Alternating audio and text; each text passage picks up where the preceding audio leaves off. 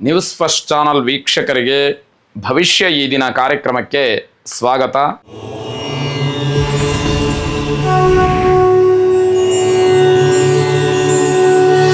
ಮೊದಲು ಮೇಷರಾಶಿ. ಮೇಷರಾಶಿಯ ಪ್ರೇಮಿಗಳಿಗೆ ತುಂಬ ಮನಸ್ಸು ಚಂಚಲವಾಗ್ತಕ್ಕಂತಹ ದಿವಸ ಇದು. ಮನಶ್ಚಾಂಚಲ್ಯದಿಂದ ಯಾವ ನಿರ್ಧಾರಗಳನ್ನು ಮಾಡ್ತೀರಿ, ಯಾವ ಮಾತುಗಳನ್ನು ಆಡ್ತೀರಿ, ಯಾವ ಕೋಪವನ್ನು ದ್ವೇಷವನ್ನು ತೀರಿಸ್ಕೊಳ್ತೀರಿ ಅನ್ನುವಂಥದ್ದು ನಿಮಗೇ ಗೊತ್ತಾಗೋದಿಲ್ಲ. ಹಾಗಾಗಿ ಅದು ದೊಡ್ಡ ನಷ್ಟಕ್ಕೆ ಕಷ್ಟಕ್ಕೆ ಕಾರಣವಾಗ್ತಕ್ಕಂಥದ್ದು. ಶರೀರದಲ್ಲಿ ಪೌಷ್ಟಿಕಾಂಶದ ಕೊರತೆ ಆಗಬಹುದು ಅಥವಾ ರಕ್ತಹೀನತೆ ಆಗ್ಬೋದು. ನಿಮಗೆ ಸುಸ್ತನ್ನು ಮಾಡ್ತಕ್ಕಂಥದ್ದು, ತೊಂದರೆಯನ್ನು ಮಾಡ್ತಕ್ಕಂಥದ್ದಾಗತ್ತೆ. ಆರೋಗ್ಯದ ಬಗ್ಗೆ ತಾತ್ಸಾರ ಭಾವನೆಯನ್ನು ದೂರ ಮಾಡಬೇಕು. ನಾನು ಹೀಗಿರಲಿಲ್ಲ, ನನಗೇನೂ ಆಗಿಲ್ಲ ಅನ್ನುವಂತಹ ಧೋರಣೆಯ ಮಾತು ಖಂಡಿತವಾಗಿ ಬೇಡ ಅಂತ ಅರ್ಥ. ನಿಮ್ಮ ಮಹತ್ತರವಾದಂತಹ ಆಲೋಚನೆಗಳು ಏನೇ ಇದ್ದರೂ ಕೂಡ ಯಾರು ನಿಮಗೆ ಉತ್ತಮ ಸ್ನೇಹಿತರಿದ್ದಾರೋ ಅವರ ಜೊತೆಯಲ್ಲಿ ಚರ್ಚೆ ಮಾಡಿ ಅವರ ಸಲಹೆ ಸೂಚನೆಗಳನ್ನು ಪಡ್ಕೊಳ್ಳಿ, ಅನುಕೂಲವಾಗ್ತಕ್ಕಂಥದ್ದಿದೆ. ಜನ ನಿಮ್ಮ ವ್ಯವಹಾರವನ್ನು, ಸಮಾಜದಲ್ಲಿ ನೀವು ನಡ್ಕೊಳ್ತಕ್ಕಂತಹ ರೀತಿಯನ್ನು ಗೇಲಿ ಮಾಡ್ತಾರೆ, ಅಪಹಾಸ್ಯ ಮಾಡ್ತಾರೆ. ಆ ರೀತಿಯಲ್ಲಿ ನಡ್ಕೊಳ್ಳುವಂತಹ ಮನಸ್ಥಿತಿಯಲ್ಲಿ ನೀವಿರ್ತೀರಿ. ಅದನ್ನು ಬದಲಾಯಿಸ್ಕೊಳ್ಬೇಕಾದಂತಹ ಅಗತ್ಯತೆ ನಿಮಗಿದೆ ಅನ್ನುವಂಥದ್ದು. ಪಶ್ಚಾತ್ತಾಪ ಪಡ್ತಕ್ಕಂತಹ ಯಾವ ಕೆಲಸಗಳನ್ನು ಮಾಡೋದಕ್ಕೆ ಹೋಗಬೇಡಿ. ಅಯ್ಯೋ ನನ್ನಿಂದ ತಪ್ಪಾಯಿತು, ನಾನು ಕ್ಷಮೆಯನ್ನು ಕೇಳ್ತೀನಿ ಅಂತಕ್ಕಂತಹ ಮಾತು ಬರಬಾರ್ದು. ಯಾವುದೇ ಕೆಲಸವನ್ನು ಮಾಡುವಾಗ ಅಥವಾ ಮಾತನ್ನು ಆಡುವಾಗ ಆ ವಿವೇಕ ನಿಮಗೆ ಇರಬೇಕಾದಂಥದ್ದಾಗತ್ತೆ. ಆಂಜನೇಯ ಸ್ವಾಮಿಯನ್ನು ಪ್ರಾರ್ಥನೆ ಮಾಡಿ ಶುಭವಾಗಿ. ವೃಷಭ ರಾಶಿ. ಕಣ್ಣಿಗೆ ಸಂಬಂಧಪಟ್ಟ ಹಾಗೆ ಏನೋ ಸಮಸ್ಯೆಗಳು ಕಾಡಬಹುದು ಅಥವಾ ಅನಿವಾರ್ಯವಾಗಿ ನಿಮಗೆ ಆ ಸಮಸ್ಯೆ ಎದುರಾಗಬಹುದು. ಅದನ್ನು ಗಮನಿಸ್ಕೊಳ್ಬೇಕು. ಕಬ್ಬಿಣದ ವ್ಯಾಪಾರವನ್ನು ಮಾಡ್ತಕ್ಕಂಥವ್ರು, ಕಟ್ಟಡ ಸಾಮಗ್ರಿಗಳನ್ನು ವ್ಯಾಪಾರ ಮಾಡ್ತಕ್ಕಂಥವ್ರಿಗೆ ಈ ದಿವಸ ಶುಭ ಇದೆ. ಶನಿಗ್ರಹದ ಪ್ರಭಾವ ಅದು. ಯಾಕೆ ಅಂತಂದರೆ ನಿಮ್ಮ ರಾಶಿಯಿಂದ 11ನೆಯ ಮನೆಯಲ್ಲಿ ಶನಿ ಸ್ಥಿತನಾಗಿದ್ದಾನೆ. ಅದರ ಪ್ರಭಾವದ ಫಲ ಈ ದಿವಸ ನಿಮಗೆ ಸಿಕ್ಕಬಹುದು ಅಂತಕ್ಕಂತಹ ಮಾತು. ಅದನ್ನು ಗಮನಿಸ್ಕೊಳ್ಬೇಕು. ದೂರದ ಸಂಬಂಧಿಕರನ್ನು ಭೇಟಿ ಮಾಡ್ತಕ್ಕಂತಹ ಅವಕಾಶ, ಯಾವುದೋ ಮದುವೆ ವಿಚಾರವನ್ನು ಪ್ರಸ್ತಾಪ ಮಾಡ್ತಕ್ಕಂಥದ್ದು, ಆ ರೀತಿಯ ಮಂಗಳ ಕಾರ್ಯದ ವಿಚಾರದಲ್ಲಿ ಒಂದಷ್ಟು ಮಾತುಗಳು ಬರುತ್ತೆ. ಹಲವಾರು ಸಂಬಂಧಗಳ ಅಥವಾ ಹಲವಾರು ವಿಚಾರಗಳ ಹಿಂದೆ ನಡೆದಂತಹ ಕೆಲವು ಘಟನೆಗಳ ವಿಚಾರಗಳೆಲ್ಲವೂ ಕೂಡ ಮನಸ್ಸಿಗೆ ಬರ್ತಕ್ಕಂಥದ್ದು. ಆ ವಿಚಾರಗಳು ಒಂದಷ್ಟು ಬೇಸರವನ್ನು, ಒಂದಷ್ಟು ಸಂತೋಷವನ್ನು, ಮಿಶ್ರ ಫಲವನ್ನು ಕೊಡ್ತಕ್ಕಂಥದ್ದಾಗತ್ತೆ. ಜನರಿಗೆ ಕೈಲಾದಷ್ಟು ಸಹಾಯವನ್ನು ಮಾಡಬೇಕು ಅಂತಕ್ಕಂತಹ ಆಲೋಚನೆ ಮನಸ್ಸಿಗೆ ಬರುತ್ತೆ. ಯಾವುದೋ ಪ್ರಾಣಿಗಳನ್ನು ರಕ್ಷಣೆ ಮಾಡಬೇಕು, ಇಲ್ಲ ಜನಕ್ಕೆ ಸಹಾಯ ಮಾಡಬೇಕು, ಸಮಾಜಕ್ಕೇನೋ ಒಳಿತನ್ನು ಮಾಡಬೇಕು ಅಂತಕ್ಕಂತಹ ಭಾವನೆಗಳು ಬರುತ್ತೆ. ಕೆಲವು ಸಂದರ್ಭಗಳನ್ನು, ಸನ್ನಿವೇಶಗಳನ್ನು ನೋಡಿದಾಗ ಆ ರೀತಿಯ ಆಲೋಚನೆಗಳು ಇನ್ನಷ್ಟು ಗಟ್ಟಿ ಆಗ್ತಾ ಹೋಗುತ್ತೆ. ಇದನ್ನೆಲ್ಲ ಗಮನಿಸಿದಾಗ ಒಳ್ಳೆಯ ಮನಸ್ಥಿತಿಯಲ್ಲಿದ್ದೀರಿ ಅನ್ನುವಂಥದ್ದು ಗೊತ್ತಾಗುತ್ತೆ. ಅದು ಪ್ರತಿನಿತ್ಯವೂ ಹಾಗೆ ಇರಲಿ ಅಂತಕ್ಕಂಥದ್ದು ಆಶಯ. ಕುಟುಂಬದವರು ನಿಮ್ಮ ಬಗ್ಗೆ ಕಾಳಜಿಯನ್ನು ವಹಿಸ್ತಾರೆ. ನೀವೇನಾದರೂ ಕಷ್ಟಪಡ್ತಾ ಇದ್ದರೆ ಅಥವಾ ನಿಮಗೇನಾದರೂ ಒತ್ತಡಗಳಿದ್ದರೆ ಅದನ್ನು ಯಾವ ರೀತಿ ಪರಿಹರಿಸಬಹುದು, ಅದಕ್ಕೆ ಯಾವ ರೀತಿ ನಮ್ಮ ಸಹಾಯಗಳನ್ನು ಮಾಡಬಹುದು ಅಂತ ಹೇಳಿ ಮನೆಯವರು ಆಲೋಚನೆಯನ್ನು ಮಾಡ್ತಾರೆ. ಇದು ದೊಡ್ಡದಾದಂತಹ ಬೆಂಬಲ ನಿಮ್ಮ ಪಾಲಿಗೆ.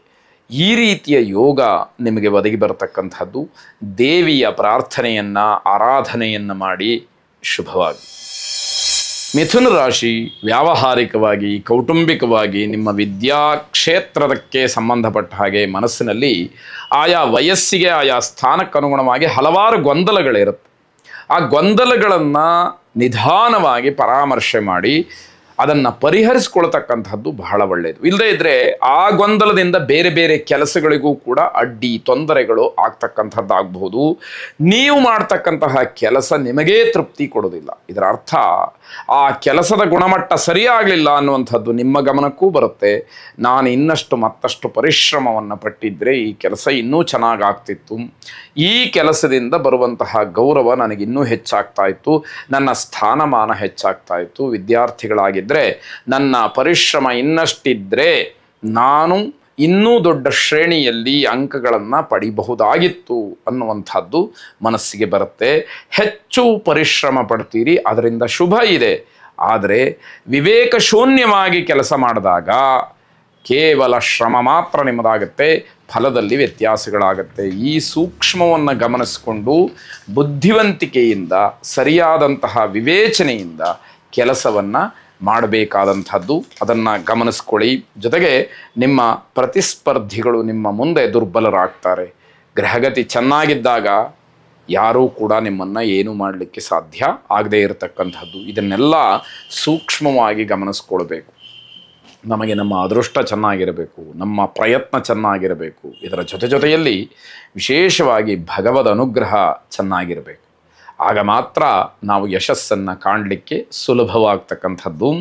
ಸಾಯಂಕಾಲದ ಸಮಯ ಮನೆಯಲ್ಲಿ ಚೆನ್ನಾಗಿರೋದಿಲ್ಲ, ಮನೆಯ ವಾತಾವರಣದಲ್ಲಿ ಅಶಾಂತಿ ಅಂತಕ್ಕಂಥದ್ದು ಬರಬಹುದು. ಸೂಕ್ಷ್ಮವಾಗಿ ಇದನ್ನು ಪರಿಹರಿಸ್ಕೊಳ್ಳಿ. ಹಿರಿಯರ ಅನಾರೋಗ್ಯ ನಿಮ್ಮ ಮನಸ್ಸಿಗೆ ಬಹಳ ನೋವನ್ನು ಉಂಟು ಮಾಡ್ತಕ್ಕಂಥದ್ದು, ಮನಸ್ಸನ್ನು ವಿಕೃತಗೊಳಿಸ್ತಕ್ಕಂಥದ್ದಾಗ್ಬಿಡುತ್ತೆ. ಇಷ್ಟಕ್ಕೋಸ್ಕರನೇ ಇಷ್ಟೆಲ್ಲ ಕಷ್ಟಪಡಬೇಕಾಗಿತ್ತ ಅನ್ನುವಂತಹ ಭಾವನೆ, ಆ ರೀತಿಯ ಏನೋ ಒಂದು ರೀತಿಯ ವೈರಾಗ್ಯದ ಭಾವ ಮನಸ್ಸಿನಲ್ಲಿ ಕಾಡುವಂಥದ್ದಾಗಬಹುದು. ಕುಲದೇವತಾ ಪ್ರಾರ್ಥನೆಯನ್ನು ಮಾಡಿ ಮನಸ್ಸಿಗೆ ಸಮಾಧಾನ ಸಿಕ್ಕಲಿ. ಶುಭವಾಗಿ. ಕರ್ಕಾಟಕ ರಾಶಿ, ನಿಗೂಢವಾದಂತಹ ವಿಚಾರದಲ್ಲಿ ಮನಸ್ಸು ಬಹಳ ತಲ್ಲೀನವಾಗಿರುತ್ತೆ. ತುಂಬ ಕುತೂಹಲಕಾರಿಯಾಗಿ ಕೆಲಸವನ್ನು ಮಾಡ್ತೀರಿ. ಯಾವ ವಿಷಯದಲ್ಲಿ ಏನು ಅಡಗಿದೆಯೋ ಅದನ್ನು ಹೊರತೆಗಿಬೇಕು, ಅದನ್ನು ಹುಡುಕಬೇಕು, ಅದರ ಆಂತರ್ಯವನ್ನು ತಿಳಿಬೇಕು ಅಂತಕ್ಕಂತಹ ಭಾವನೆ ಹೆಚ್ಚಾಗ್ತಕ್ಕಂಥದ್ದು. ಮನೆಯವರು ನಿಮಗೆ ಏನು ಹೇಳಿದರೂ ಕೂಡ, ಏನು ಕೇಳಿದರೂ ಕೂಡ ನೀವು ತಲೆ ಕೆಡಿಸ್ಕೊಳ್ಳೋದಿಲ್ಲ.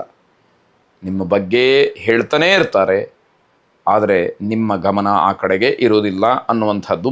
ಆದರೆ ನಿಮ್ಮದೇ ಆದಂತಹ ಲೋಕದಲ್ಲಿ ನೀವು ವಿಹರಿಸ್ತಾ ಇರ್ತೀರಿ. ನಿಮ್ಮ ಆಸಕ್ತಿಯೇ ಬೇರೆ ಅನ್ನುವಂಥದ್ದಾಗುತ್ತೆ.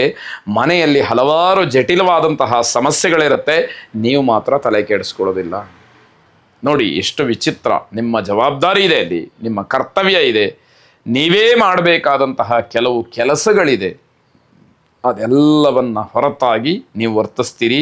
ಮನೆಯವರಿಗೆ ಆತಂಕವನ್ನು ಉಂಟು ಮಾಡ್ತೀರಿ. ಹೀಗೆ ಆಗಿಬಿಟ್ರೆ ನಮ್ಮ ಮನೆ ಹೇಗೆ ಅನ್ನುವಂತಹ ಭಾವನೆ, ಅನ್ನುವಂತಹ ಆತಂಕ ಮನೆಯವರಲ್ಲಿ ಮೂಡ್ತಕ್ಕಂಥದ್ದು.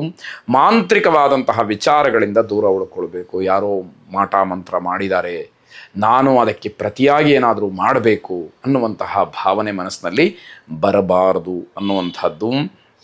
ಆಸೆಗೆ ಕಟ್ಟು ಬಿದ್ದು ಪ್ರಾಣಕ್ಕೆ ತೊಂದರೆಯನ್ನು ಮಾಡಿಕೊಳ್ಳುವಂತಹ ಸೂಚನೆ ಇದೆ. ಏನೋ ಮನಸ್ಸಿಗೆ ಖುಷಿ ಆಗುತ್ತೆ ಅಂತ ಹೇಳಿ ಯಾವುದೋ ಸಾಹಸ ಮಾಡೋಕ್ಕೆ ಹೋಗೋದು, ಅದರಿಂದ ಪ್ರಾಣಕ್ಕೆ ತೊಂದರೆಯನ್ನು ಮಾಡಿಕೊಳ್ತಕ್ಕಂಥದ್ದು. ಇದು ಯಾವುದೂ ಕೂಡ ಪ್ರಯತ್ನಗಳು ಬೇಡ.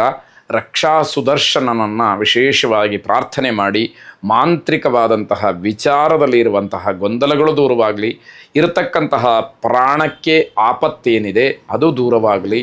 ಶುಭವಾಗಿ.